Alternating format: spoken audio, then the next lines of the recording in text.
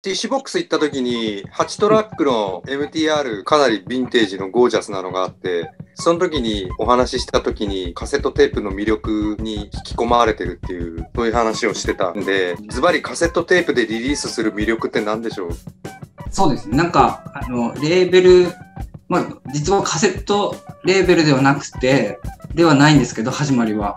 ちょうどそのジャンプスとかソロとかをやり始めた時に、なんかこんな感じでいいんだみたいなことを形にしたいなって思う時期があって、でその時期にちょうどなんかカセットテープの MTR があったんで、あるものでデモっぽい感じとか、そういうのをいかに形にして成立するかみたいなのにちょっと興味があって始まって、でカセットをいろいろ作り出したんですけど、その時になんか自分のソロとかもそうなんですけど、なんかこれでいいんだみたいな、これがいいよなみたいなのと、いわゆる世の中に出てるいいものみたいなのをすごいなんか考えた時に、音色とかリリースの仕方とかで、そういう意味でなんかカセットはまず早いっていうのがダビングのうちにあるんですけど、もう撮ってダビングして、もうジャケット自分で印刷して、でパッケージしてリリースみたいな。でそれってなんか別に世の中に売ってる売り物と違いは何だろうなとかみたいなのを考えるのがすごい好きで、そういうのがすごい身近にできて、自分の持ってるものでこれがいいなみたいなのが早いっていうのが一番あるかもしれないですね、カセット。距離感が。自分でかなりの部分できますもんね。そうですね。ダビングも自分で全部やってるんですか？今はそうですね。でもう結局ダビングの音になっちゃうんですけど、そのダビング機の音にどういうふうにマスタリングというか、どこを削ったらいい感じになるのかなみたいなのがあってっていう感じですからね。でも業者のカセットテーププレスとかすごい今流行ってるじゃないですか。MTR で撮ってダビングっていうのがすごい DIY でいいっすよね。ある意味あれやってる人いないんで楽しい。すごいなって。全部コントロールできますもんね。なんかだと。それでも結構憧れっていうか、その eBay とかでよくダビングする機械売ってるじゃないですか。あれなんか自分で使って、実際どんな具合になるんだろうっていうのが予想つかないから買ったりはしてないんですけど、ちょっと欲しいなと思って、もうなんか業者に出すのすら俺もちょっと手間っていうか、いいものできるんでしょうけど、ちょっとできればそこも自分でできたら。ただやっぱ質の点でちょっとわからない未知の部分が多いんで、そうですね。実際はやれてないんですけど、多分業者の方が音はいい気はするんですけど、そのいい音ってなんだろうみたいになると、なんか自分でいじれるからいいですね。楽しいと思いますね。という感じです。他の人の作品も出してるんですか？出してますね。いろいろと。レーベルの第1弾って何ですか？第1弾は残念ながら CDR なんですけど始めたきっかけが、それはなんか自分のソロで自打球っていうやつで活動してた。パーカーでパンツでやってたんですけど、室井さんより先に俺がパンツでやってたんですよそれはいいんですけど、それですよね。それを最初にやって、なんかものすごいソロ出してたよね、カセットで。そうですね。一昨年が毎月撮って、なんか漫画にすごいハマって、なんか漫画の人って多分すごい納期に追われてるんだろうなと思って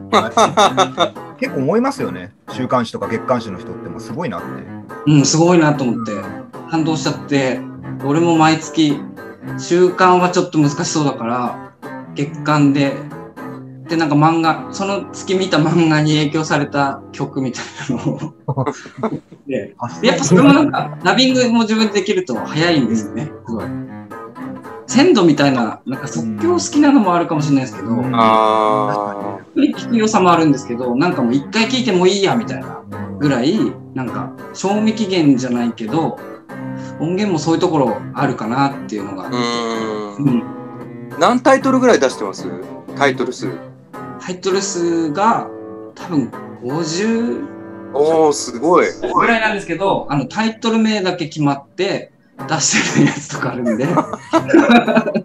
企画だけ上がって、でもいいなと思って、なんか結構ラフにやりたい感じがあるんで。カセットテープもおしゃれなんですけど、これって輸入してる？あ、このピンナのやつは、ちょうど輸入しました。あ、そうですね。ロンドン。イギリスのことをロンドンって言いました、今。いや、あとこのピンガのレコーディングした時も、ピンガのみんなに来てもらって、前の日、夜中2日とか3日かけて夜通し撮って、で帰るまでにもうダビングとかもう流して早くていいなと思って。なんかその感じもあまり日本人っぽくなくていい意味で、結構日本人の人ってやっぱすごいなんかこう作り込んだり、慎重になる人が多いじゃないですか、この手の音楽でも。そうですね。自分もそうなっちゃう時あるんですけど、なんかやっぱり海外ってそんな結構もうこれで出しちゃう、動きが早いっていうか、別にこう未完成でもいいんじゃないのっていうぐらいの勢いで、その鮮度とか勢いっていうのをすごい大事にして、そこがなんか憧れだったりもするんですけど、なんか結構それに近い感覚でやってるって、僕もだんだんそういう風にはしたいなと思ってるんですけど、なかなか意外とやっぱ癖というかできないなっていうところもあって、なんか羨ましいです。でもなんとも言えないですよね。そのミックスとかもバンドでみんなで聴いたりするじゃないですか。あとテイクとか、もう1回目が一番いいと思ってるので、もう何回もやりたくないし、ミックスもこれいいんじゃないかなっていうやつとすごい聞き込んで、これやっぱこれがバランスいいってなったものの違いってその時の気分だったりするから、喧嘩しますね、よくミックスとかは。こだわんなすぎて他の人と。だからなんかすごいこだわるみたいなのはやっぱ自分ないところなので、こだわりっていうかこだわりのポイントみたいなところが多分違うんですけど、だからすごいそういう面持ってないとダメだよなみたいなのはあるんですね。まあある意味鮮度がミックスみたいなもんなんじゃない？荒川君にとってスピーディーでっていう、そこ大事だしね。アーティストどれぐらい出してます？そんなにやっぱ自分のが多くなっちゃって、50タイトル中ピンガとか荒川君のソロとか、あとジャンプスも出してるよね。ジャンプスはジャンプスになりました。 JMP みたいなレベル作るの。レベルがじゃあ違うんだ。あと去年本山さんとか札幌の人とかが10人ぐらいだと思います。じゃあ割と仲いい人。そうですね。で、自分がやっぱ好きな音楽の自分が聴きたいみたいな気持ちもあるんで。それも素晴らしいですね。なんか感覚が楽しいです。いいですね。じゃ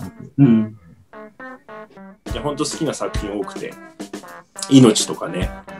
命とかそうですね。ユンボのメンバーが出る命っていう仙台のバンドのリリースとか、あと篠原さんとやってるかまどーまとか。かまどーま。岡田さんと篠原ね。結構なんかそんなにやっぱこんな感じなんでいいですかみたいな、それやっぱ音源やっぱ結構慎重にみんな考えてるので、そこはちゃんと相談してこういう感じで作りたいみたいなんですけどどうですかみたいな感じでは作ってはいるですね。一緒に作ろうみたいな感じで。ただまあスピード感も重視するという鮮度も。そうですね。そこだけみたいなくらいのデモが好きなんですよね。デモがすごい好きで、最近の携帯のボイスメモとかもすごい弾き語りの人とかが撮ってるボイスメモとか聞くのもすごい好きで、なんかやっぱいいなと思いますね、そういう音楽。独特っすね、やっぱ。